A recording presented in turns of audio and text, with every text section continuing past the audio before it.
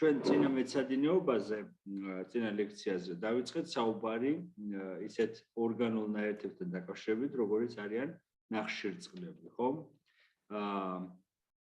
დავახასიათეთ რა ტიპის ორგანული ნაერთებია ნახშირწყლები და გამოვყავით ჯგუფები და დავახასიათეთ მონოსაქარიდები და დისაქარიდების ზოგიერთი წარმომადგენელი, მათი სტრუქტურული თავისებურებები, მათი თვისებები, ფუნქციები, განსაკუთრებით იზომერია და ასე შემდეგ. ეხლა და წარმომადგენლები რა თქმა უნდა. აქვე მინდა დავაზუსტო დაზუსტებისათვის, რომ როგორც ამინომჟავების შემთხვევაში, ამ შემთხვევაშიც ჩვენ უნდა ვიცოდეთ მონოსაქარიდების ფორმულები აუცილებლად. ეხლა ყველასი რა თქმა უნდა არა, მაგრამ აი ტრიოზების ფორმულები უნდა ვიცოდეთ, ჰექსოზების ფორმულები უნდა ვიცოდეთ, ნამდვილად დაწერით, არა დახატვით, არამედ დაწერით, მახასიათებლებზე ხო ლაპარაკი ზედმეტი, რა თქმა უნდა, ეს ყველაფერი უნდა ვიცოდეთ და ეს აუცილებელია ამის. ეხლა ჩვენ ვთქვით, რომ ნახშირწყლები ანუ იყოფა სამ ძირითად ჯგუფად. ესენი არიან მონოსაქარიდები, ოლიგოსაქარიდები და პოლისაქარიდები. და დღეს ვისაუბროთ ჩვენ პოლისაქარიდებთან დაკავშირებით. და პოლისაქარიდები რა არიან? პოლისაქარიდები ესენი არიან რთული ნახშირწყლები. ხო, პოლი ბევრი, საქარიდი არის ნახშირწყალი, ხო? ანუ ბევრი ნახშირწყლის შემცველი სტრუქტურები. ეხლა პოლისაქარიდები იყოფა ორ დიდ ჯგუფად თანამედროვე კლასიფიკაციით, ესენი არიან ეგრეთ წოდებული ჰომოპოლისაქარიდები და ჰეტეროპოლისაქარიდები. ეხლა რა არის მათ შორის განსხვავება? რა არის მსგავსება? მსგავსება არის, რომ ისინი წარმოადგენენ დიდ პოლიმერებს, პოლიმერულ სტრუქტურებს და მათ შორის განსხვავება არის მათ აგებულებაში. ჰომოპოლისაქარიდების აგებობა ხდება ერთეული მონოსაქარიდებისგან. ანუ ეს ნიშნავს იმას, რომ ჰომოპოლისაქარიდების სინთეზში მონაწილეობს კონკრეტული მონოსაქარიდი და მისი პოლიმერიზაცია შედეგი არის ეს ჰომოპოლისაქარიდი. და აი აქ არის მათი წარმომადგენლები ჩამოთვლილი, რომელთა ჩვენ განვიხილეთ. რაც შეეხება ჰეტეროპოლისაქარიდებს, ჰეტეროპოლისაქარიდებში ჩვენ გვხვდება სხვადასხვა ტიპის მონოსაქარიდისგან აგებული სტრუქტურები. ძირითად შემთხვევაში ჰეტეროპოლისაქარიდის ერთეულს წარმოადგენს დისაქარიდული სტრუქტურა უმეტეს შემთხვევაში და აქ არის საინტერესო, რომ ჰეტეროპოლისაქარიდებში ჩვენ გვხვდება ძალიან დიდი პროცენტი მოდიფიცირებული მონოსაქარიდებისა, ისეთი როგორიც არის ამინირებულები, აცეტილირებულები, ასევე მჟავური ფორმით წარმოდგენილი მონოსაქარიდები და სულფატირებულები, შესაძლებელი იყოს ფოსფორირებულების და ასე შემდეგ. ეხლა განვიხილოთ თითოეული მათგანი, ესე ვთქვათ, და მათი ფუნქციები. ყველაზე უფრო, ესე ვთქვათ, ცნობილი პოლისაქარიდი და გავრცელებული შეიძლება ითქვას, ეს არის სახამებელი. საერთოდ პოლისაქარიდები შეგვიძლია ასევე დავყოთ ორ ჯგუფად. ესენი არის ეგრეთ წოდებული სამარაგო და მეორე სტრუქტურული. აი ზუსტად სახამებელი მიეკუთვნება სამარაგო პოლისაქარიდს. ის წარმოადგენს გლუკოზის პოლიმერს, რომელშიც გლუკოზები ერთმანეთთან დაკავშირებული არიან გლიკოზიდური ბმებით, ოგლიკოზიდური ბმებით და რადგანაც აქ ძირითად შემთხვევაში წარმოდგენილი არის გლუკოზის ალფა ანომერები, ამიტომაც მათ შორის წარმოიქმნება ალფა ბმები. სახამებელში განირჩევა ორი ძირითადი სტრუქტურა. ეს არის ეგრეთ წოდებული ამილოზა და მეორე ამილოპექტინი. ამილოზა ეს სწორხაზოვანი სტრუქტურაა, სადაც ორი გლუკოზა, ანუ გლუკოზის ნაშთები ერთმანეთთან დაკავშირებულები არიან ალფა 1,4 გლიკოზიდური ბმებით. ალფა 1,4 გლიკოზიდური ბმებით. ეხლა ამილოზა თვითონ ეს წყალში ნაკლებად ხსნადი სტრუქტურაა. საერთოდ რაც უფრო ხდება მონოსაქარიდების პოლიმერიზაცია, მით უფრო მცირდება, ანუ რაც უფრო მაღალ მოლეკულური ნახშირწყალი, ეს ისოდეს რომ მით უფრო მცირდება მისი სითბოს თვისებები, აი რო ისინი არიან ტკბილი, ანუ და ასევე მით უფრო მცირდება მათი ხსნადობა წყალში. ამიტომ პოლისაქარიდები, განსაკუთრებით ჰომოპოლისაქარიდები, ძირითად შემთხვევაში გრანულების სახით არიან წარმოდგენილი. გარკვეულ ჩანართებს ქმნიან ხოლმე უჯედებში, სადაც ისინი არიან. ხო, ეხლა ვსაუბრობთ ამილოზზე. ამილოზა ნაკლებად წყალში ხსნადი არის, მისი მოლეკულური მასა საკმაოდ შეიძლება დიდი იყოს, მაგრამ აქ ხდება სადღაც 100-დან 1000-მდე გლუკოზის ნაშთი, ალფა-1,4 გლიკოზიდურები დაკავშირებული, მაგრამ ამილოზას ახასიათებს ერთი ძალიან საინტერესო მოვლენა, რომ მას შეუძლია ჩახვეს სპირალიზაცია. აი გარკვეული სპირალის წარმოქმნა შეუძლია და აი ამ სპირალის წარმოქმნის ხარჯზე ის აადვილებს წყალთან ურთიერთობას, ეს სტრუქტურა, გეომეტრიული სტრუქტურა წყალთან ურთიერთობას აადვილებს, ამიტომ მისი ჰიდრატაციის ხარისხი ცოტა მეტად იზრდება, თუმცა ის მაინც, რა თქმა უნდა, არის ჩანართების სახით წარმოდგენილი და არ გახსნილ მდგომარეობაში. ეხლა თქვენ იცით, ესეთი აღმომჩენი რეაქცია, როდესაც იოდის მეშვეობით ხდება სახამებლის არსებობა არარსებობის აღმოჩენა, როდესაც სახამებელი იღებს, უნდა მიიღოს მან ლურჯი შეფერილობა, ხო? აი ზუსტად ეს არის დამოკიდებული იოდის ურთიერთობით აი ამილოზურ სტრუქტურებთან და ამილოზასთან ის როდესაც წარმოქმნის კომპლექსს, აი ზუსტად იოდი ლაგდება აი ამ სპირალის ცენტრალურ ღარში და ეს გვაძლევს ჩვენ ლურჯ შეფერილობას. ეხლა გარდა ამილოზისა, სახამებელში ასევე გვხვდება მეორე სტრუქტურული კომპონენტი, რომელსაც ამილოპექტინი ეწოდება. ეხლა ამილოპექტინი განსხვავდება ამილოზისაგან იმით, რომ ეს უფრო განტოტვილი სტრუქტურაა და სხვა შორის სახამებელში დიდწილად ჩვენ ამილოპექტინის სტრუქტურა უფრო გვაქვს წარმოდგენილი. ეხლა რა არის? ამილოპექტინში გვხვდება როგორც ალფა-1,4 გლიკოზიდურები და გთხოვთ ამ ტერმინოლოგიას ყურადღება მიექცევით, რომ ზოგი ამბობს ხოლმე 1,4. ზოგი ამბობს, რომ რაღაცა არ სხვადასხვა განმარტებას აძლევს. ეს არის ალფა-1,4 გლიკოზიდური. ეხლა რას მეუბნება მე ეს? რომ ეს არის ბმა, რომელიც ყალიბდება ერთი გლუკოზის პირველ ნახშირბაცსა და მეორე გლუკოზის მეოთხე ნახშირბაც შორის. ამიტომაც ქვია მას ალფა-1,4 გლიკოზიდური ბმა და თან ესენი არიან ალფა ანომერები. ეს წარმოქმნის სწორხაზოვან კარკასს, ესე ვთქვათ, ამილოპექტინის, ხოლო ამილოპექტინში ასევე გვხვდება განტოტვილი უბნები. განტოტვის ადგილას ჩვენ გვხვდება ალფა-1,6 გლიკოზიდური ბმა. ესეც არის ოგლიკოზიდური ბმა, აი თქვენ ხედავთ აი ეს განტოტვა, სადაც ხდება ხომ? და შემდგომში ეს გლუკოზის ნაშთები დაკავშირებულები არიან ერთმანეთთან, ისევ ალფა-1,4 გლიკოზიდური. ეხლა აქ საინტერესოა, რომ დაახლოებით ეს განტოტვის უბანი სადღაც 25-50 გლუკოზის ნაშთის მონაცვლეობით ჩვენ გვხვდება ეს განტოტვის უბანი. და თვითონ აი ამ განშტოებებს შეუძლიათ კიდე განშტოების საბუთი. ეხლა აქვე ვთქვათ, რომ რა მნიშვნელობა აქვს ამას? საერთოდ ამილოპექტინი უფრო ხელსაყრელი სტრუქტურაა, ვიდრე ამილოზი. ეხლა რატომ არის ეს? საერთოდ სახამებელი გვხვდება მაგათად კარტოფილის ტუბერებში, ჩვენ გვხვდება სახამებელი, ვთქვათ, სხვადასხვა მარცვლოვან კულტურებში, მცენარეული პოლისაქარიდია, რომელიც შეგვხვდება. სახამებელი გვხვდება ასევე ბაქტერიებშიც. თუმცა ეს ძირითადად ითვლება როგორც მცენარეული პოლისაქარიდი, სამარაგო პოლისაქარიდი. ეხლა აქ არის საინტერესო ასეთი რამ, თუ თქვენ გახსოვთ წინა მეცადინეობაზე, როდესაც საუბრობდით, ჩვენ აღვნიშნეთ, რომ აი, როდესაც გლიკოზიდური ბმა წარმოიქმნება, თუ გლიკოზიდური ბმა წარმოიქმნება აი ანომერულ ნახშირბაცსა და რომელიმე სხვა ნახშირბაც შორის, რომელიც არ არის ანომერული.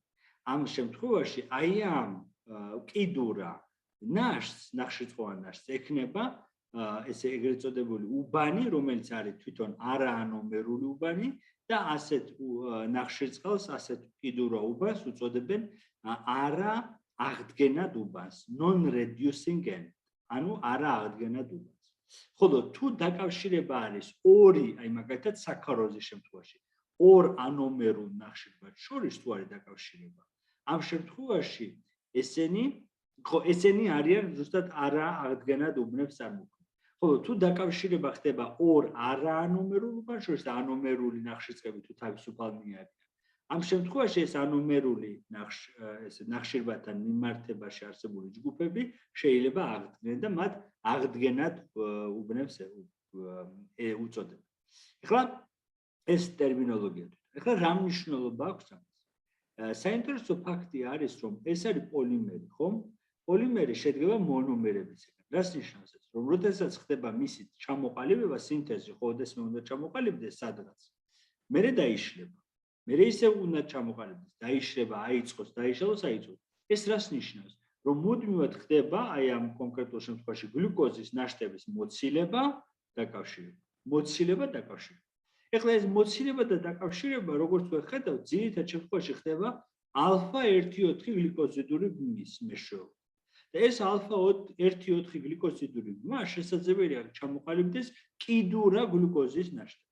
აი შევხედოთ მაგალითად ამილოზას. რამდენი კიდურა გლუკოზის ნაშთი აქვს ამილოზას?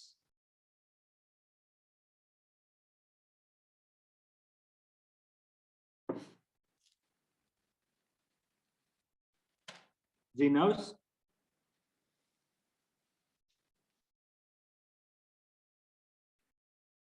აი ამილოზას რამდენი კიდურა გლუკოზის ნაშთი ექნება?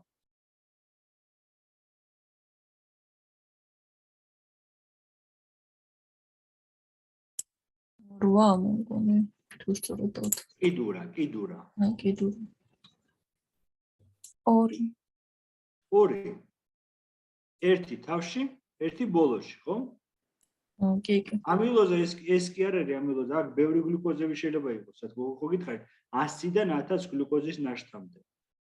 მაგრამ შენ რაც არ უნდა ეს ჯაჭვი გააგრძელო, მაინც ორი ბოლო გექნება, ხო?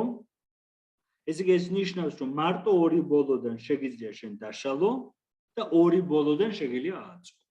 მეტი არ არის საშუალება. ესე იგი რას ნიშნავს ეს, რომ თითოეულ ციკლში რამდენი გლუკოზის მოცილება შესაძლებელი იქნება?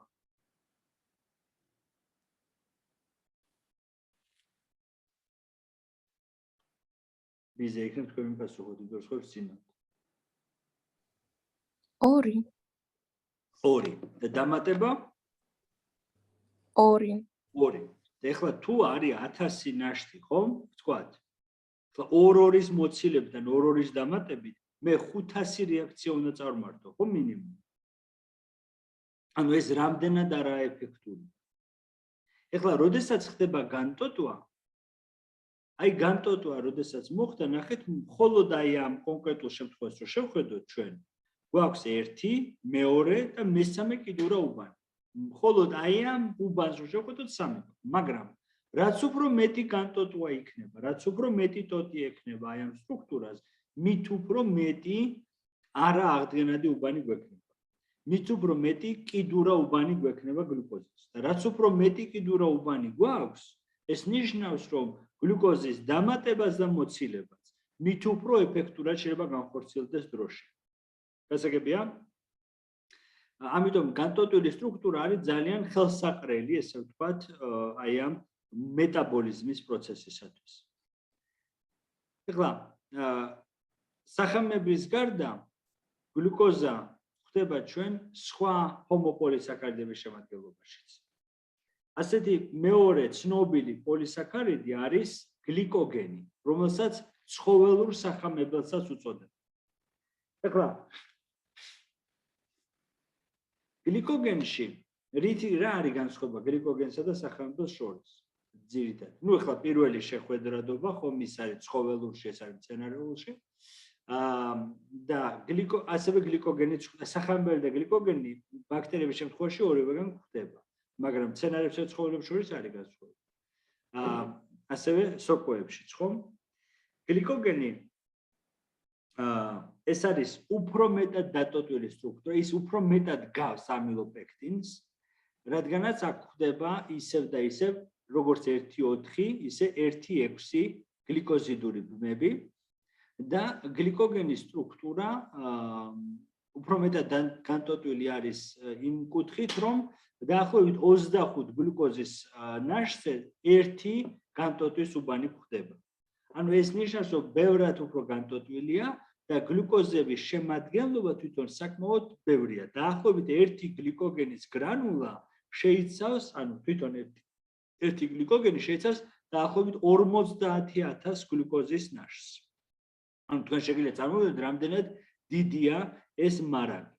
გლიკოგენი ჩვენ გვხვდება ძალიან ბევრ ქსოვილში, როგორც სამარაგო ნახშირწყალი, ეს არის ღვიძლი, ეს არის კუნთები, ეს არის თავის ტვინი, ეს არის ანუ სხვა ძალიან ბევრი ტიპის ქსოვილში, რომ ხდება გლიკოგენის დამარაგება, უბრალოდ თვითონ გლიკოგენის არსობრივი ფუნქცია, ანუ შემდგომში მეტაბოლიზმის დროს ისწავლით, ხშირად განსხვავებულია, ანუ ღვიძლის გლიკოგენი სხვა ფუნქციას ასრულებს რაღაცა წილ და კუნთის გლიკოგენი ან თავის ტვინის სხვა ფუნქციას ასრულებს. თუმცა ნებისმიერ შემთხვევაში გლიკოგენის დასახმებელიც არის როგორც გლუკოზის მარაგი, გლუკოზის წყარო. ეხლა აქ არის საინტერესო მომენტი ასეთი, რომელიც გთხოვთ რომ დაიმახსოვროთ და ეს მომავალში წესით გამოგადგება, რომ გლიკოგენის დაშლა აწყობის ციკლი გულისხმობს გლუკოზის ნაშთების დაკავშირებას და მოცილებას. მაგრამ შესაძლოა თუ არ იქნა გარკვეული საწყისი ნაშთი, საწყისი ესე ვთქვათ, ჯაჭვი, ვერ მოხდება ამ გლუკოზის ნაშთების დამაგრება, დამატება. ამისთვის ყველა გლიკოგენის მოლეკულის ცენტრში თქვენ შეამჩნევთ ასეთ ცილას, რომელსაც ეწოდება გლიკოგენინი. ეს არის ცილა.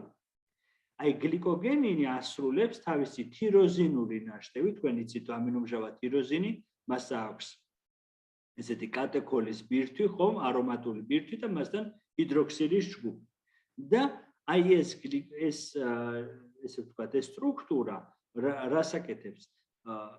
ასრულებს საწყისი გლუკოზის ფუნქციას, იმიტომ რომ გლუკოზასაც ხო ესეთი ჰექსოზა სტრუქტურა, ისა პირანოზული სტრუქტურა აქვს, ციკლური სტრუქტურა აქვს და ჰიდროქსილის ნაშთზე ხდება დაკავშირება გლიკოზიდური ბმებით. აი ზუსტად ასე აკეთებს ასეთი სახით გლიკოგენინი არის საწყისი და მის თიროზინულ ნაშთებზე ხდება გლუკოზების დაკავშირება და შემდგომში უკვე აიწყობა გლიკოგენის სტრუქტურა.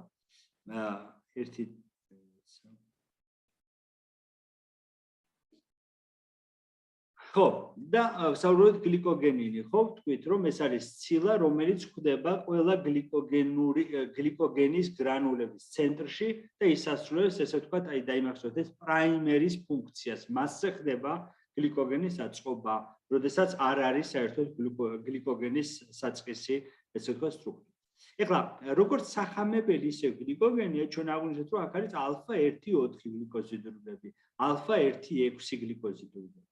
ამ ბმების გაწყვეტა შეუძლია ასეთ ფერმენტს, რომელსაც ამილაზა ეწოდება. არსებობს ალფა ამილაზა და ბეტა ამილაზა, მაგრამ ორივე მათგანი ეს თუ სადმე შეგვხვდებათ, იცოდეთ, რომ ორივე მათგანი ხლებს მხოლოდ და მხოლოდ ალფა გლიკოზიდურ ბმებს. ეხლა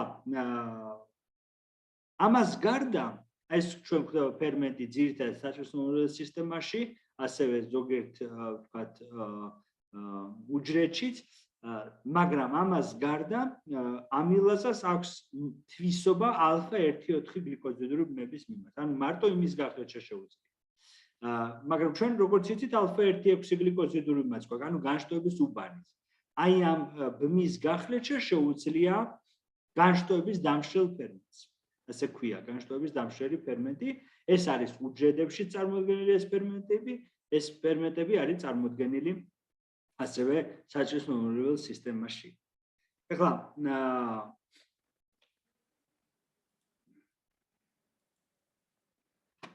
აი აღვნიშნეთ, რომ ეს არის სამარაგო ტიპის ნახშირწყები, სახამებელი და გლიკოგენი. ეხლა ამას გარდა არსებობს სხვა ტიპის ჰომოპოლისაქარიდები, რომელთაც სტრუქტურულ ჰომოპოლისაქარიდებსაც უწოდებენ. ერთ-ერთი მათგანი არის ცელულოზა. ცელულოზა მსგავსად გლიკოგენისა და სახამებლისა წარმოადგენს გლუკოზის პოლიმერს. მაგრამ მათგან განსხვავებით აქ ჩვენ განშტოებული სტრუქტურა არ გვხდება.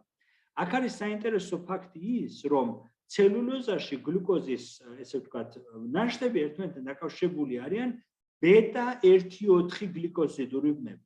ანუ აქ არის წარმოდგენილი ბეტა ანომერები გლუკოზის და ეს ბეტა-1,4 გლიკოზიდური ბმა აძლევს საშუალებას ამ გლუკოზის ნაშთებს, რომ ერთმანეთის მიმართ 180 გრადუსით იყვნენ მოხრილნი, გარკვეული კუთხე რო წარმოქმნა.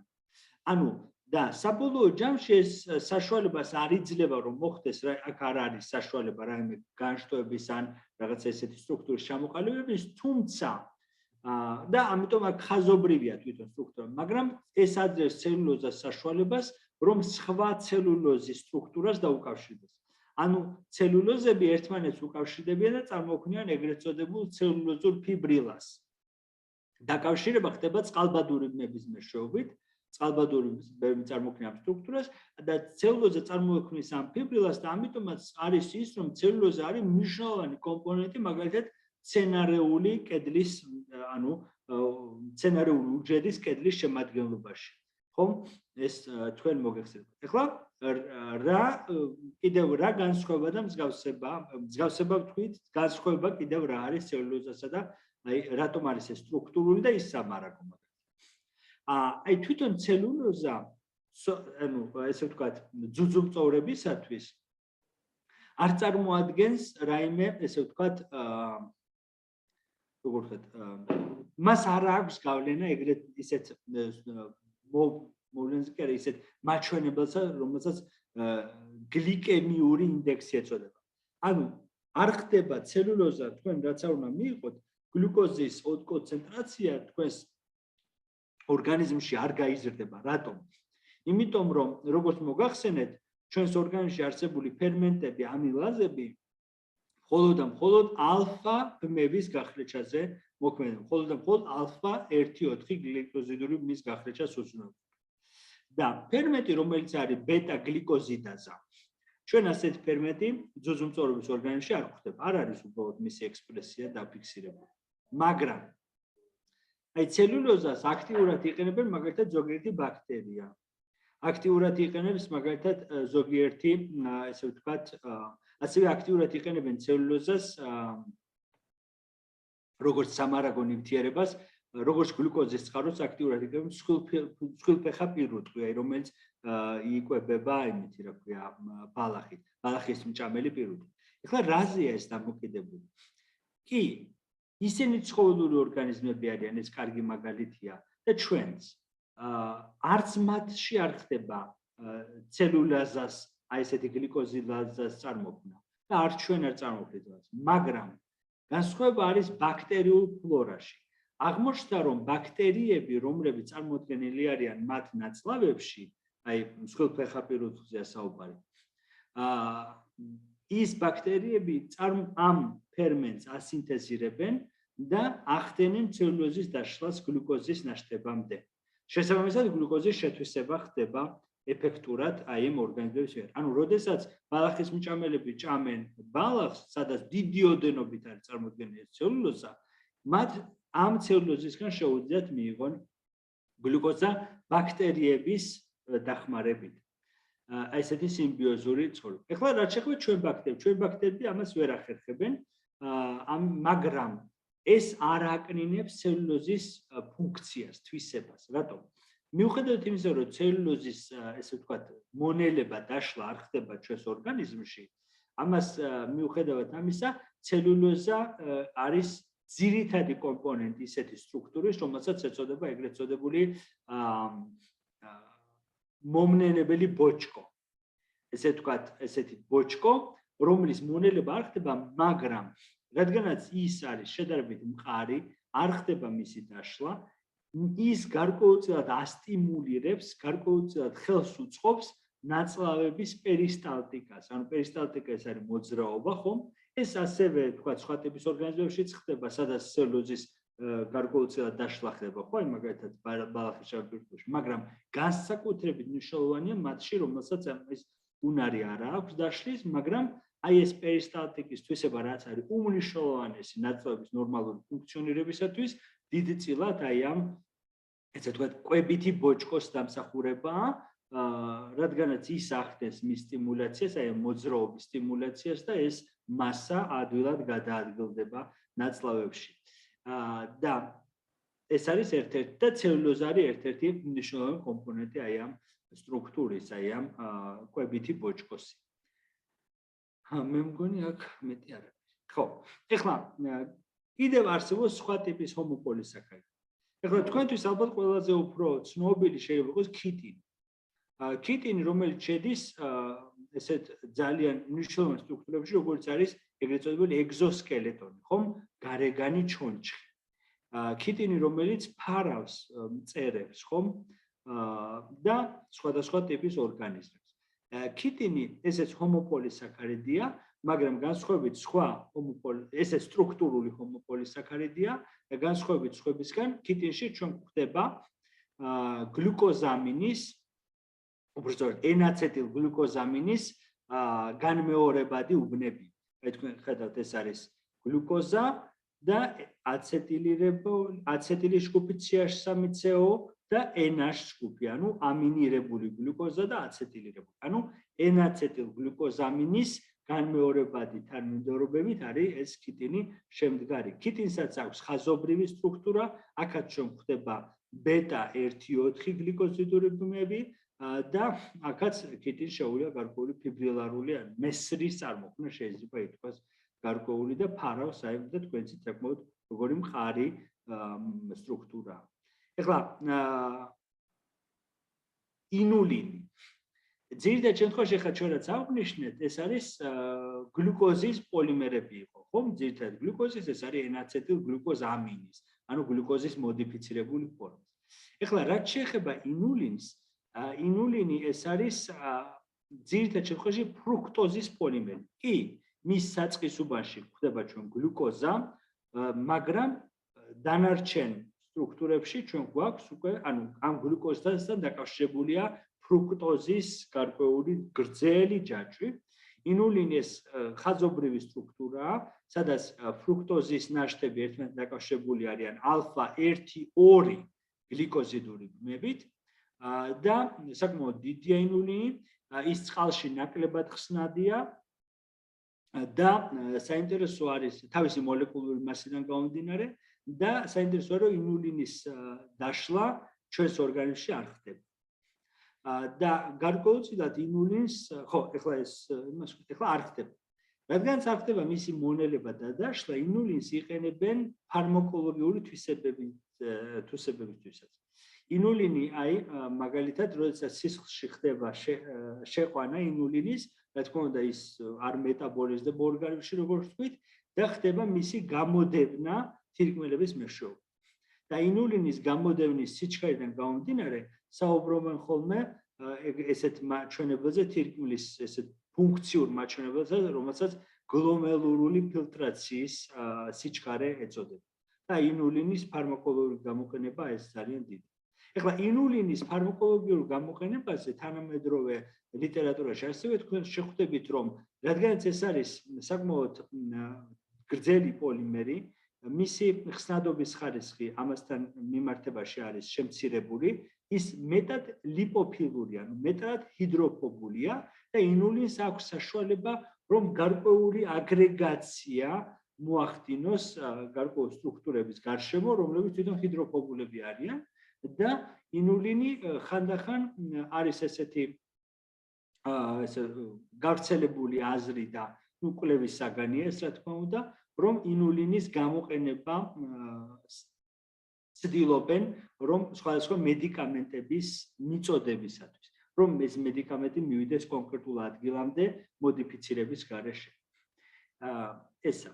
ეხლა ნანოფრუქტონის პოლიმერი. ეხლა პექტინი. პექტინიც არის ჰომოპოლისაქარიდი, მაგრამ პექტინი არის ძალიან საინტერესო იმით, რომ პექტინში გვხვდება გლუკურონის მჟავა, უკაცრავად გლუკურონის მჟავა, თქვენ ისეთ ურონის მჟავები ესენი არიან მოდიფიცირებული მონოსაქარიდები, რომელთაც კარბოქსილის ჯგუფი აქვთ, სპირტული ჯგუფის ნაცვლად, ან მისი მეთილირებული ფორმა.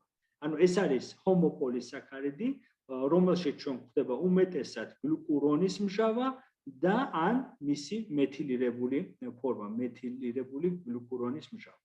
ეხლა პექტინი ძალიან საინტერესოა რითი? ესეც არის სტრუქტურა, რომელიც ხაზობრივია თვითონ. პექტინში ჩვენ გვხვდება ხანდახან განშტოებული სტრუქტურები.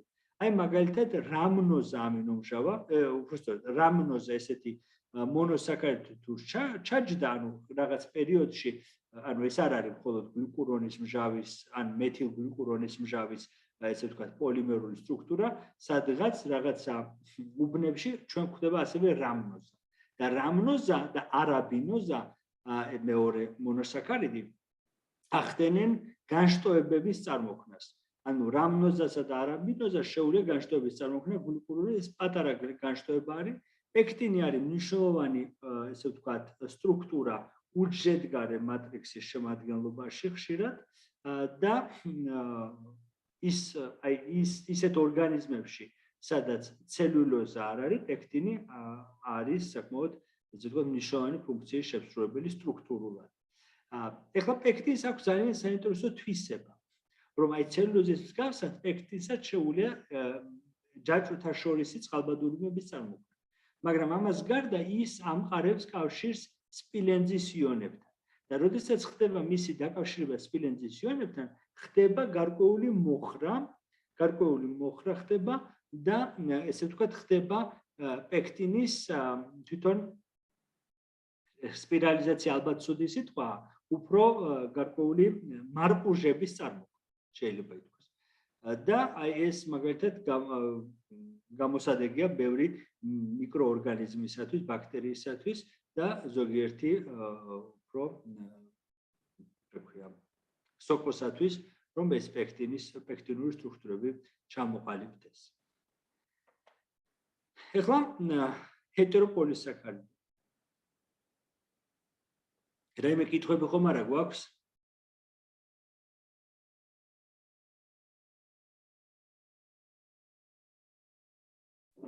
არა. ეხლა თქვით ჰეტეროპოლისაქარიდები ძირითადად წარმოდგენილია დიმერული მონომერების სახით, ანუ მათ ერთეულს წარმოადგენს გარკვეული დიმერები და ჩვენ ხშირად ხდება მოდიფიცირებული მონოსაქარიდები. ჰეტეროპოლისაქარიდებში განარჩევენ ესეთ მნიშვნელოვან ჰეტეროპოლისაქარიდს, რომელსაც ეწოდება ჰიალურონის მჟავა. ჰიალურონის მჟავა, რომელიც წარმოდგენილია გლუკოზამინისაგან და ენაცეტილგლუკოზამინისაგან. ეხლა უბრალოდ გლუკურონის მჟავისაგან და ენაცეტილგლუკოზამინისაგან. ჰიალურონის მჟავა არის საკმაოდ გრძელი. სხვადასხვა ორგანიზმებში, სხვადასხვა ქსოვილებში, მათ შორის ჰიალურონის მჟავას სიგრძე ვარირებს. აი აღმოჩენილია ესეთი თაგვის სპეციალური ხაზი, ხა მე უბრალოდ ქართულად სამწუხაროდ არ ვიცი რა ქვია ამ სახეობას თაგვების, რომლებიც ეს არის ძალიან თუ გინახავთ პატარა, ძალიან პატარა ზომის თაგვები, ძალიან დიდი თვალებით და რაღაცა გრძელი კუდით, რომლებიც საკმაოდ დიდი ხანი ცოცხლობენ.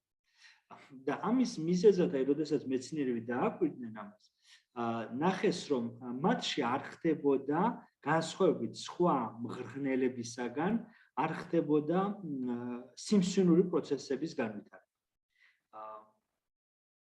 რადგანაც მღრღნელების უმეტესობაში გარკვეულ 4 წლის განმავლობა, ანუ სადღაც 4 წლამდე მაინც ცოცხლობენ საშუალოდ, ხდება გარკვეული სიმსივნური პროცესების განვითარება, რაც არის საფუძველი ხოლმე ხშირად მათი სიკვდილის. ეხლა რა იყო ამის მიზეზი? რა თქმა უნდა, ეხლა შეიძლება სხვადასხვა მიზეზი იყოს, მაგრამ ერთ-ერთი შემოთავაზებული ჰიპოთეზის საშუალებით არის ის, რომ აი კონკრეტული აი ეს სახეობა ასინთეზირებს ძალიან გრძელ ჰიალურონის მჟავის სტრუქტურას. ეს ჰიალურონის მჟავა და საერთოდ სხვა ჰეტეროპოლისაქარიდები ჩვენ უმეტესად გვხვდება ანუ უჯრედგარე სივრცეში, ანუ ისინი შედიან უჯრედგარე მატრიქსის შემადგენლობაში. აი თქვენ ხედავთ, რომ ეს არის აქ არის კარბოქსილის ჯგუფი, აქ არის აცეტილის ჯგუფი. ესე იგი ეს ნიშნავს, რომ ესეთი ტიპის სტრუქტურები არის ძალიან პოლარულები და ხშირად უარყოფითად დამუხტული. და აღმოჩნდა, რომ აი ეს ძალიან გრძელი ჰიალურონის მჟავა აი ამ თაგვებში, ამ სახეობის თაგვებში ხელს უშლის სიმსივნური პროცესების მასტიმულირებელი ფაქტორების უჯრედებამდე მისვლას. ანუ ის ხელს უშლის, შეიძლება ითქვას, სიმსივნის სიგნალინგს, ანუ სიმსივნის ინფორმაციის გადაცემას მიტანას უჯრედებამდე. Ну, ერთ-ერთი შემოთავაზებული მოსაზრება არის, რომ ზუსტად ეს. ეხლა ჰიალურონის მჟავა არის ძალიან მნიშვნელოვანი, ის ხდება ბევრ სტრუქტურაში, აი ადამიანის მაგალითზე, ან ნებისმიერი ცხოველური ორგანიზმის მაგალითზე. ჰიალურონის მჟავა ხდება ხრტილების შემადგენლობაში. ჰიალურონის მჟავა ჩვენ ხდება სინოვიალურ სახსრე სითხის შემადგენლობაში. ჰიალურონის მჟავა ჩვენ ხდება ნებისმიერი უჯრედგარე მატრიქსის შემადგენლობაში. და ის ხშირად წარმოადგენს გარკვეულ ცენტრალურ სტრუქტურას, რომელზეც ხდება, აი როგორც ნაძვის ხეზე ხდება აწყობა შემდგომში, ძირითად ღერძზე ხდება შემდგომში აი ნაძვის კომპონენტების აწყობა, თითქოს აი ესეთი ძირითადი ღერძის ფუნქცია აქვს თავისი სიდიდან გამომდინარე. რადგანაც ეს არის დიდი ხშირად და მისი, ესე ვთქვათ, უარყოფითი მუხტი საკმაოდ დიდია, ამიტომ ჰიალურონის მჟავას აქვს ძალიან, ესე ვთქვათ, კარგი საპოხი ფუნქციები. რადგანაც ის იკავშირებს წყალს, წარმოქმნის გელისებურ სტრუქტურას, აი მაგალითად სასახსრე სითხის შემადგენლობაში. მისი სტრუქტურიდან გამომდინარე შეიძლება იყოს პირიქით, არა სითხოვანი წარმონაქმნი, არამედ მაგალითად ეს იყოს მასთან სხვა ცილები დაკავშირებული, აი ისეთი როგორც არის კოლაგენი, დაკავშირებული სხვადასხვა სტრუქტურები და თქვენ გვქონდეს თქვა ხრტილი, სხვადასხვა ყესები და ასე შემდეგ. ეხლა ჰიალურონის მჟავა, ამიტომ ეს არის სტრუქტურა, რომელიც არის პასუხისმგებელი, ანუ ზრდის, ეს არის viscosity, ეს არის უფრო ხახუნის ძალას ამცირებს. ამცირებს ხახუნის ძალას და ამითი ზრდის შესაძლებლობას, რომ აი სახსრაში მაგალითად მოხდეს ნაკლები ცვეთა. ეხლა ამას გარდა ეს ჰიალურონის მჟავა და ამას თქვენ კიდევ წაიკითხავთ და ვთქვათ, რომ კიდევ მოიწვიოთ. ეხლა ამას გარდა არსებობს სხვა ტიპის ჰეტეროპოლისაქარიდები, მაგალითად კონდრიოტინ სულფატი, არსებობს კონდრიოტინ 4 სულფატი ძირითადად, ასევე კონდრიოტინ 6 სულფატი. ეს არის სტრუქტურა, რომელიც სულფატირებულია, აქ ჩვენ გვხვდება ორი შემადგენელი კომპონენტი აქვს ძირითადად მას, ეს არის ენაცეტილ გლუკოზამინი, გალაქტოზამინი უკაცრავად და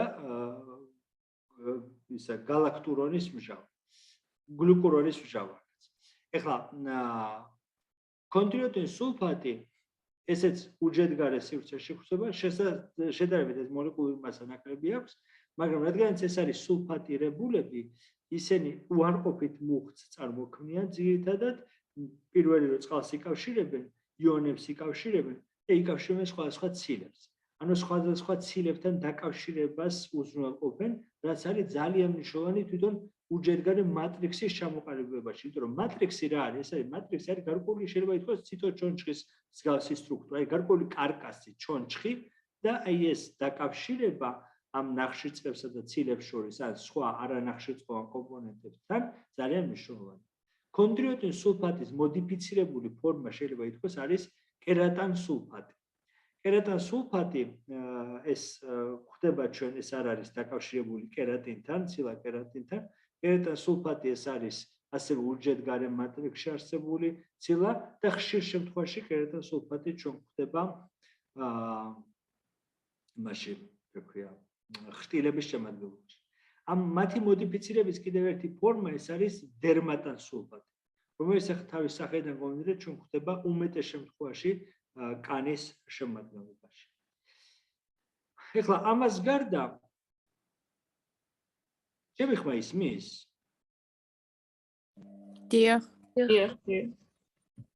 ისე თითქოს გაიჭედა დრო და ანუ რასაც საუბრობდი გესმოდა იმიტომ რომ დიახ, ისმოდა. 5 წუთია 51 წუთი არის და არა, ისმის დიახ, ყველაფერი ისმოდა. მედია ჩანაწერიც იყო. ხო, რა ვიცი. კაი.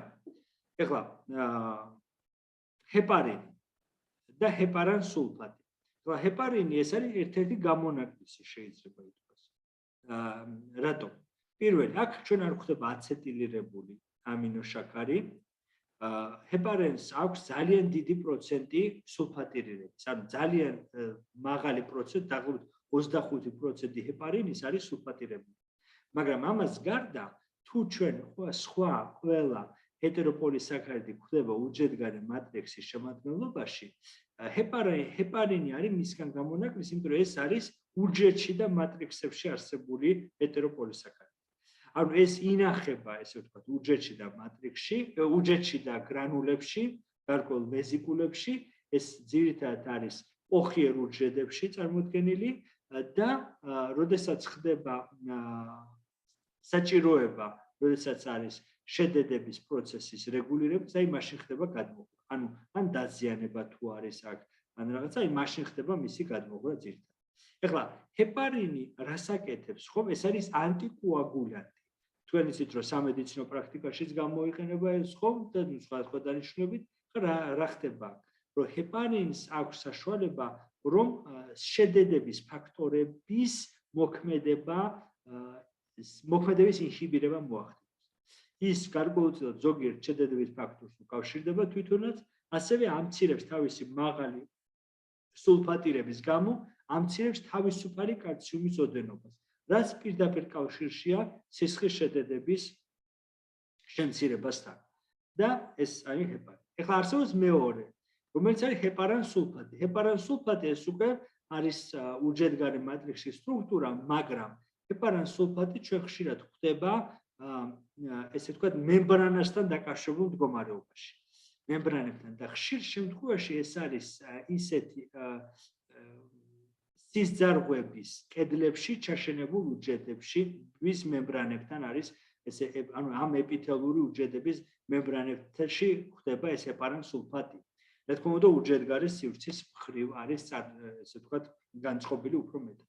და ჰეპარან სულფატი უფრო ნაკლებად სულფატირებულია, უფრო მეტად სულფატირებულია ვიდრე ჰეპარინი. ის არ ნაკლებად მონაწილეობს შედედების პროცესში, ანუ ესე ვთქვათ შეუდედებლობის პროცესში, უფრო სწორად რომ ვთქვათ, მაგრამ აღმოჩნდა რომ ჰეპარან სულფატი ეს არის დაკავშირების ადგილი ბევრი ბიოლოგიურად აქტიური ნაერთისათვის. მაგალითად ისეთისთვის, როგორც არის ზრდის ფაქტორი. და როდესაც ხდება გარკვეული ჭრილობა არის ხომ და ასე შემდეგ და საჭიროა რომ უჯრედების გამრავლება მოხდეს, რომ შეიკრას როგორ ანუ აღდგეს ის სტრუქტურა ადგილზე, ხომ? აი აღმოჩნდა რომ ჰეპარან სულფატი ძალიან დიდ მნიშვნელობას იძენს ამ დროს, რომ ის არის დაკავშირების ადგილი ზუსტად აი ამ ზრდის ფაქტორებისათვის, რომლებიც მე შემდგომში უკვე სტიმულს აძლევენ უჯრედებს, რომ მოხდეს პროლიფერაცია, გამრავლება და ამითი მოხდეს აღდგენა აღნიშნული სტრუქტურის. ეხლა ჩვენ თქვით, რომ აი ესენი ცილებთან არიან დაკავშირებული უჯრედგარე სივრცეს და შემდეგ. აი ეს ცილებთან მათი დაკავშირება ქმნის ეგრეთ სტრუქტურებს, როგორცაც ვქვიათ, პროტეოგლიკანები. პროტეოგლიკანები ესენი არიან სტრუქტურები, რომელთაც ნახშირწყლების შემცველობა არის შედარებით უფრო დიდი, ცილების უფრო ნაკლები. პროტეოგლიკანურ სტრუქტურებში უმეტეს შემთხვევაში, აი როგორც გითხარით, ძირითად ესე ვთქვათ, საწყის წარმოადგენს ჰიალურონის მჟავა ან სხვა ჰეტეროპოლისაქარიდი, უმეტესად ეს ჰიალურონის მჟავა და მათზე არის აწყობილი გარკვეული ცილები. გარკვეული ცილები უკავშირდებიან, ესენი არიან ხშირად ვთქვათ კოლაგენი, ლამინინი, ფიბრილინი, ესეთი ცილები არიან შეიძლება იყოს სხვადასხვა ტიპის უჯრედგარე მატრიქსთან დაკავშირებული ცილები, ხო? და ეს არის ძალიან მნიშვნელოვანი სტრუქტურის სტაბილიზაციისათვის.